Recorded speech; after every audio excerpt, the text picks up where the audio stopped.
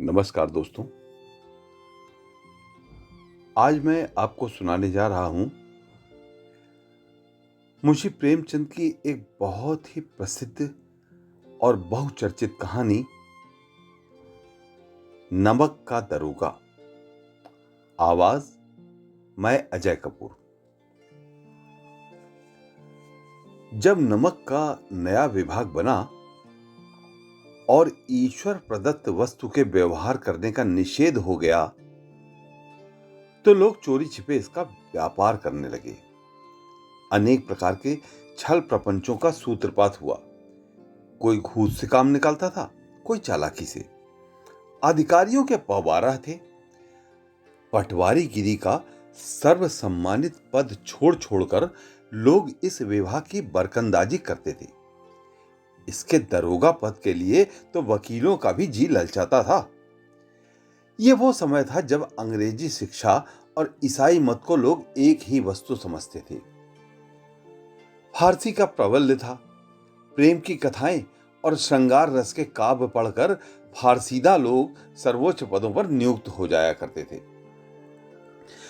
मुंशी वंशीधर भी जुलेखा की विरह कथा समाप्त करके सीरी और फरहद के प्रेम वृतांत को नल और नील की लड़ाई और अमेरिका के आविष्कार से अधिक महत्व की बातें समझते हुए रोजगार की खोज में निकले। उनके पिता एक अनुभवी पुरुष थे। समझाने लगे, बेटा, घर की दुर्दशा देख रहे हो। ऋण के बोझ से दबे हुए हैं। लड़कियां हैं, वो घास फूस की तरह बढ़ती चली जाती हैं। मैं कगारे पर का वृक्ष हो रहा हूं, न मालूम कब गिर पड़ूं। अब तुम ही घर के मालिक मुख्तार हो। नौकरी में ओहदे की ओर ध्यान मत देना। ये तो पीर का मजार है। निगाह चढ़ावे और चादर पर रखनी चाहिए। ऐसा काम ढूंढना जहां कुछ ऊपरी आय हो। मासिक वेतन तो पूर्णमासी का चांद है, जो एक दिन दिखाई देता है और घटते घटते लुप्त हो जाता है। ऊपरी आय बहता हुआ स्रोत है, जिससे सदैव प्यास बुझती है। वेतन मनुष्य देता है, इसी से उसमें वृद्धि नहीं होती। ऊपरी आमदनी ईश्वर देता है, इसी से उसकी बरकत होती है। तुम स्वयं विद्वान हो, तुम्हें क्या समझाऊं। इस विषय में विवेक की बड़ी आवश्यकता है। मनुष्य को देखो, उसकी आवश्यकता को देखो और अवसर को देखो। उसके उपरांत जो उचित समझो करो। गरज वाले आदमी के साथ कठोरता करने में लाभ ही लाभ है, लेकिन बेगरज को दांव पर पाना जरा कठिन है। इन बातों को निगाह में बांध लो। ये मेरी जन्म भर की कमाई है बेटा। इस उपदेश के बाद पिताजी ने आशीर्वाद दिया। वंशीधर आज्ञाकारी पुत्र थे। ये बातें ध्यान से सुनी और तब घर से चल पड़े हुए। इस विस्तृत संसार में उनके लिए धैर्य अपना मित्र, बुद्धि अपनी पथ प्रदर्शक और आत्मावलंबन ही अपना सहायक था। लेकिन अच्छे शकुन से चले थे। जाते ही नमक विभाग के दरोगा पद पर प्रतिष्ठित हो गए। वेतन अच्छा और ऊपरी आय का भी ठिकाना ही ना था। वृद्ध मुंशी जी को सुख संवाद मिला तो फूले न समाये। महाजन कुछ नरम पड़े। कलवार की आशा लता लहराई। पड़ोसियों के हृदय में शूल उठने लगे। जाड़े के दिन थे और रात का समय। नमक के सिपाही चौकीदार नशे में मस्त थे। मुंशी वंशीधर को यहां आए अभी 6 महीने से अधिक न हुए थे, लेकिन इस थोड़े से समय में ही उन्होंने अपनी कार्यकुशलता और उत्तम आचार से अफसरों को मोहित कर लिया था। अफसर लोग उन पर बहुत विश्वास करने लगे। नमक के दफ्तर से 1 मील पूर्व की ओर जमुना नदी बहती थी। उस पर नावों का एक पुल बना हुआ था। दरोगा जी किवाड़ बंद किए मीठी नींद सो रहे थे। अचानक आंख खुली तो नदी के प्रवाह की जगह गाड़ियों की गड़गड़ाहट तथा मल्लाहों का कोलाहल सुनाई दिया। उठ बैठे। इतनी रात गए, गाड़ियां क्यों? इस समय क्यों नदी के पार जाती हैं? अवश्य कुछ न कुछ गोलमाल है। तर्क ने भ्रम को पुष्ट किया। वर्दी पहनी, तमंचा जेब में रखा और बात की बात में घोड़ा बढ़ाए हुए पुल पर आ पहुंचे। गाड़ियों की एक लंबी कतार पुल के पार जाती देखी। डांट कर पूछा, किसकी गाड़ियां हैं? थोड़ी देर तक सन्नाटा रहा। आदमियों में कुछ कानाफूसी हुई। तब आगे वाले ने कहा, पंडित आलोपी दीन की। कौन पंडित आलोपी दीन? दातागंज के। मुंशी वंशीधर चौंके। पंडित आलोपी दीन इस इलाके के सबसे प्रतिष्ठित जमींदार थे। लाखों रुपए का लेन देन करते थे। इधर छोटे से बड़े कौन ऐसे थे जो उनके ऋणी ना हो। व्यापार भी बड़ा लंबा चौड़ा था। बड़े चलते पुरजे आदमी थे। अंग्रेज अफसर उनके इलाके में शिकार खेलने आते और उनके मेहमान होते। 12 मास सदा व्रत चलता था। मुंशी ने पूछा, गाड़ियां कहां जाएंगी? उत्तर मिला, कानपुर। लेकिन इस प्रश्न पर कि इसमें क्या है, सन्नाटा छा गया। दरोगा साहब का संदेह और भी बढ़ा। कुछ देर तक उत्तर की बाढ़ देखकर वो जोर से बोले, क्या तुम सब गूंगे हो गए हो? हम पूछते हैं इसमें क्या लदा है? जब इस बार भी कोई उत्तर न मिला तो उन्होंने घोड़े को एक गाड़ी से मिलाकर बोरे को टटोला। भ्रम दूर हो गया। ये नमक के डेले थे। पंडित आलोपी दीन अपने सजीले रथ पर सवार कुछ सोते कुछ जागते चले आते थे। अचानक कई गाड़ी वालों ने घबराए हुए आकर जगाया और बोले, महाराज, दरोगा ने गाड़ियां रोक दी हैं और घाट पर खड़े आपको बुलाते हैं। पंडित आलोपी दीन का लक्ष्मी पर अखंड विश्वास था। वो कहा करते थे, संसार का तो कहना ही क्या, स्वर्ग में भी लक्ष्मी का ही राज्य है। उनका यह कहना यथार्थ ही था। न्याय और नीति सब लक्ष्मी के ही खिलौने हैं। वो जैसे चाहती हैं वैसे नचाती हैं। लेटे ही लेटे गर्व से बोले, चलो हम आते हैं। ये कहकर पंडित जी ने बड़ी निश्चिंतता से पान के बीड़े लगाकर खाए। फिर लिहाफ ओढ़े हुए दरोगा के पास आकर बोले, बाबूजी, आशीर्वाद कहिए।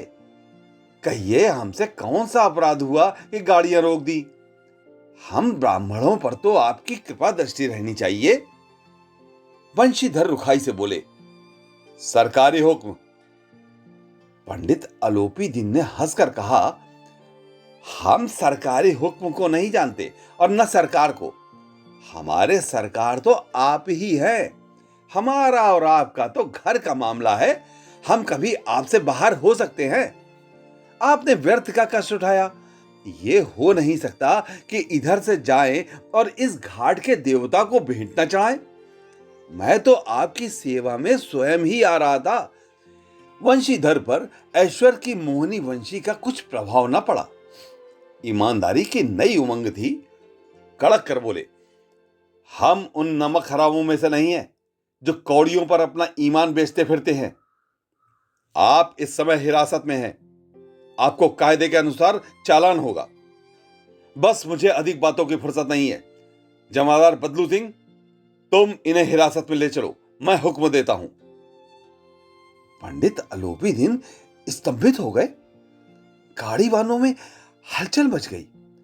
पंडित जी के जीवन में कदाचित पहला ही अवसर था कि पंडित जी को कोई ऐसी कठोर बातें सुननी पड़ी। बदलू सिंह आगे बढ़ा, किंतु रौब के मारे यह साहस न हुआ कि उनका हाथ पकड़ सके। पंडित जी ने धर्म को धन का ऐसा निरादर करते कभी न देखा था। विचार किया कि यह अभी उदंड लड़का है। माया मोह के जाल में अभी नहीं पड़ा। अल्लड़ है, झिझकता है। बहुत दीन भाव से बोले, बाबू साहब, ऐसा न कीजिए। हम मिट जाएंगे। इज्जत धूल में मिल जाएगी। हमारा अपमान करने से आपके हाथ क्या आएगा? हम किसी तरह आपसे बाहर थोड़े ही हैं। वंशीधर ने कठोर स्वर में कहा, हम ऐसी बातें नहीं सुनना चाहते। आलोपी दीन ने जिस सहारे को चट्टान समझ रखा था वो पैरों के नीचे से खिसकता मालूम हुआ। स्वाभिमान और धन ऐश्वर्य की कड़ी चोट लगी।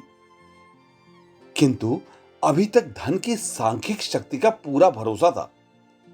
अपने मुख्तार से बोले, लाला जी, 1000 के नोट बाबू साहब की भेंट करो। आप इस समय भूखे सिंह हो रहे हैं। बंशीधर ने गर्म होकर कहा, 1000 नहीं, 1,00,000 भी मुझे सच्चे मार्ग से नहीं हटा सकते। धर्म की इस बुद्धिहीन दृढ़ता और देव दुर्लभ त्याग पर मन बहुत झुंझलाया। अब दोनों शक्तियों में संग्राम होने लगा। धन ने उछल उछल कर आक्रमण करने शुरू किए। 1 से 5, 5 से 10, 10 से 15 और 15 से 20,000 तक नौबत पहुंची। किंतु धर्म अलौकिक वीरता के साथ बहुसंख्यक सेना के सम्मुख अकेला पर्वत की भांति अटल अविचलित खड़ा रहा। आलोपीदीन निराश होकर बोले, अब इससे अधिक मेरा साहस नहीं, आगे आपको अधिकार है। वंशीधर ने अपने जमादार को ललकारा। बदलू सिंह मन में दरोगा जी को गाली देता हुआ पंडित आलोपीदीन की ओर बढ़ा। पंडित जी घबराकर 2-3 कदम पीछे हट गए।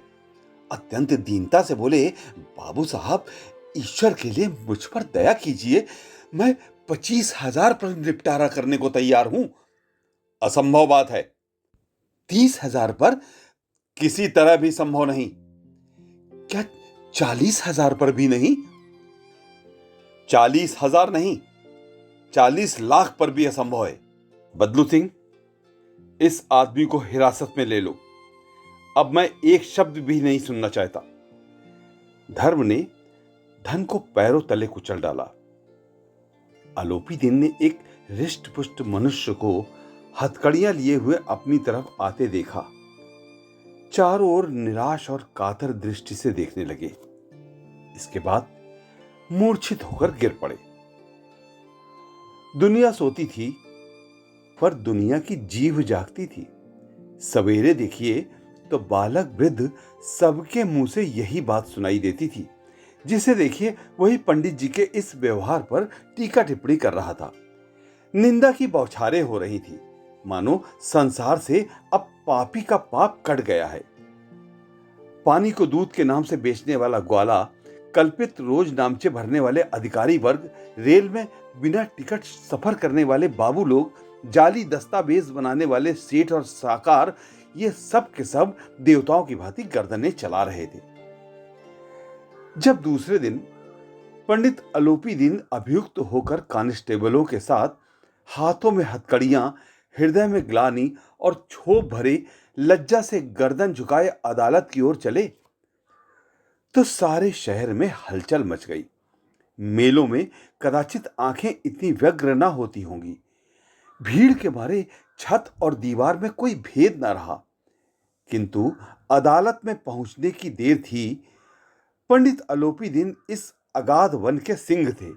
अधिकारी वर्ग उनके भक्त, अमले उनके सेवक, वकील मुख्तार उनके आज्ञापालक और अर्दली चपरासी तथा चौकीदार तो उनके बिना मोल के गुलाम थे। उन्हें देखते ही लोग चारों तरफ से दौड़े। सभी लोग विस्मित हो रहे थे, इसलिए नहीं कि आलोपीदीन ने यह कर्म किया, बल्कि इसलिए कि वह कानून के पंजे में कैसे आए। ऐसा मनुष्य जिसके पास असाध्य साधन करने वाला धन और अनन्य वाचलता हो, वो क्यों कानून के पंजे में आए?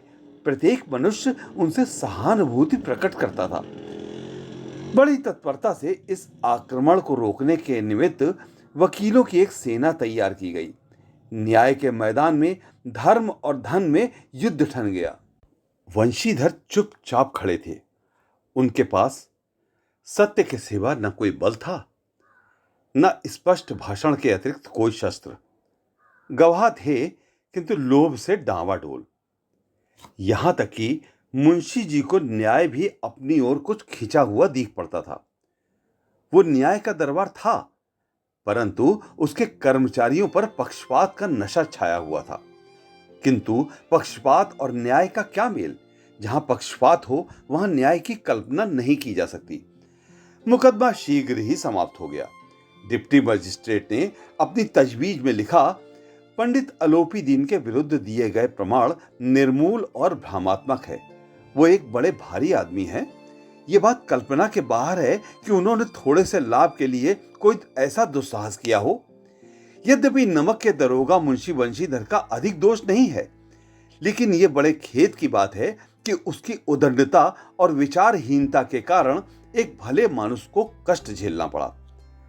हम प्रसन्न हैं कि वो अपने काम में सजग और सचेत रहता है, किंतु नमक के मुकदमे की बढ़ी हुई नमक से हलाली ने उसके विवेक और बुद्धि को भ्रष्ट कर दिया है। भविष्य में उसे होशियार रहना चाहिए। वकीलों ने यह फैसला सुना और उछल पड़े। आलोपी दिन मुस्कुराते हुए बाहर निकले। स्वजनों बांधवों ने रुपए की लूट की। उदारता का सागर उमड़ा। उसकी लहरों ने अदालत की नींव तक हिला दी। जब वंशीधर बाहर निकले तो चारों ओर उनके ऊपर व्यंग्यवाणों की वर्षा होने लगी। चपरासियों ने झुक झुक कर सलाम किए, किंतु इस समय एक कटु वाक्य, एक एक संकेत उनकी गर्वाग्नि को प्रज्वलित कर रहा था। कदाचित इस मुकदमे में सफल होकर वो इस तरह अकड़ते हुए न चलते। आज उन्हें संसार का एक खेदजनक विचित्र अनुभव हुआ। न्याय और विद्वता, लंबी चौड़ी उपलब्धियां, बड़ी बड़ी दाढ़ियां, ढीले चोंगे, एक भी सच्चे आदर का पात्र नहीं है। वंशीधर ने धन से बैर मोल लिया था। उसका मूल्य चुकाना अनिवार्य था। कठिनता से एक सप्ताह बीता होगा कि मुअत्तली का परवाना आ गया। कार्यपरायणता का दंड मिला। बेचारे भग्न हृदय, शोक और खेद से व्यथित घर को चले। बूढ़े मुंशी जी तो पहले ही से कुड़कुड़ा रहे थे। चलते चलते इस लड़के को समझाया था, लेकिन इसने एक ना सुनी। सब मनमानी करता है। हम तो कलवार और कसाई के तगादे सहे, बुढ़ापे में भगत बनकर बैठे, और वहां बस वही सूखी तनख्वाह। हमने भी तो नौकरी की है और कोई ओहदेदार नहीं थे, लेकिन काम किया, दिल खोलकर किया, और आप ईमानदार बनने चले हैं। घर में चाहे अंधेरा हो, मस्जिद में अवश्य दिया जलाएंगे। खेद, ऐसी समझ पर पढ़ना लिखना सब अकारत गया। इसके थोड़े ही दिनों बाद जब मुंशी वंशीधर इस दुरावस्था में घर पहुंचे और बूढ़े पिताजी ने समाचार सुना तो सिर पीट लिया। बोले, जी चाहता है कि तुम्हारा और अपना सिर फोड़ लूं। बहुत देर तक पछता पछता कर हाथ मलते रहे। क्रोध में कुछ कठोर बातें भी कहीं, और यदि वंशीधर वहां से टल ना जाता तो अवश्य ही यह क्रोध विकट रूप धारण कर लेता। वृद्ध माता को भी दुख हुआ। जगन्नाथ और रामेश्वर यात्रा की कामनाएं मिट्टी में मिल गई। पत्नी ने तो कई दिनों तक सीधे मुंह बात तक न की। इसी प्रकार एक सप्ताह बीत गया। संध्या का समय था। बूढ़े मुंशी जी बैठे बैठे राम नाम की माला जप रहे थे। इसी समय उनके द्वार पर सजा हुआ रथ आकर रुका। हरे और गुलाबी पर्दे, पछइये बैलों की जोड़ी, उनकी गर्दन में नीले धागे, सींग पीतल से जड़े हुए, कई नौकर लाठियां कंधों पर रखे साथ थे।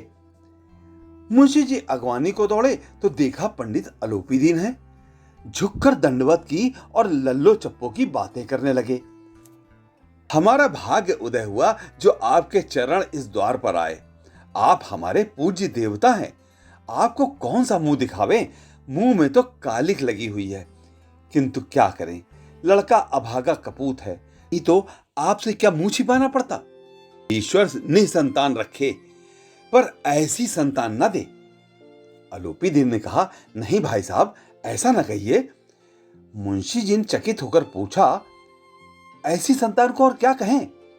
आलोपी दीन ने वात्सल्यपूर्ण स्वर में कहा, कुल तिलक और पुरखों की कीर्ति उज्जवल करने वाले संसार में ऐसे कितने धर्मपरायण मनुष्य हैं जो धर्म पर अपना सब कुछ अर्पण कर दें।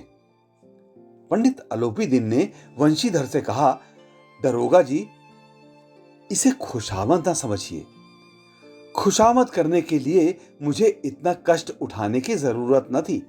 उस रात को आपने अपने अधिकार बल से मुझे हिरासत में लिया था, किंतु आज मैं स्वेच्छा से आपकी हिरासत में आया हूं। मैंने हजारों रईस और अमीर देखे, हजारों उच्च पदाधिकारियों से काम पड़ा, किंतु परास्त किया तो आपने। मैंने सबको अपना और अपने धन का गुलाम बनाकर छोड़ दिया। मुझे आज्ञा दीजिए कि मैं आपसे कुछ विनय करूं। वंशीधर ने अलोपीदीन को आते देखा तो उठकर सत्कार किया, किंतु स्वाभिमान सहित। समझ गए कि यह महाशय मुझे लज्जित करने और जलाने आए हैं।